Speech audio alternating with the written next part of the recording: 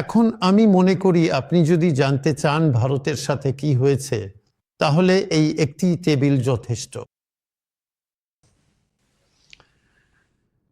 আর আপনি যদি দেখেন 1881 সালে, যেটাকে আমরা ভারতীয় ধর্ম বলছি, তা ছিল জনসংখ্যার 79%।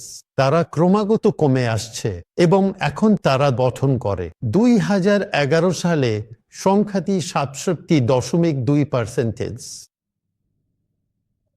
5% পর্যন্ত।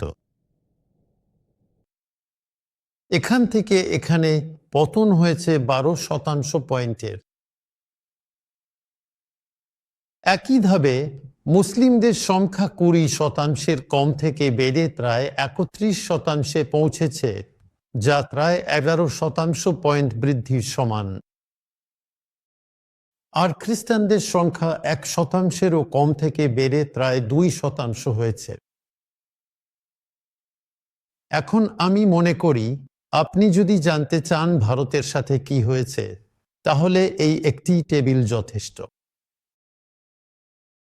এই 130 বছরের আধুনিকতার সময়ে এই দেশের মূল সভ্যতাগত গোষ্ঠী তাদের অংশীদারিত্ব 12% পয়েন্ট হারিয়েছে, তাদের অংশ কমে গেছে।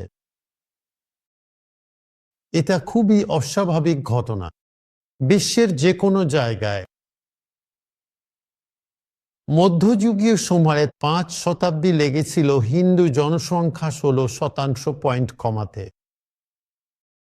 আর আধুনিকতার মাত্র 1 শতাব্দীতেই ভারতের ধর্মীয় জনসংখ্যার অংশীদারিত্ব 13%, 12% পয়েন্ট কমে গেছে।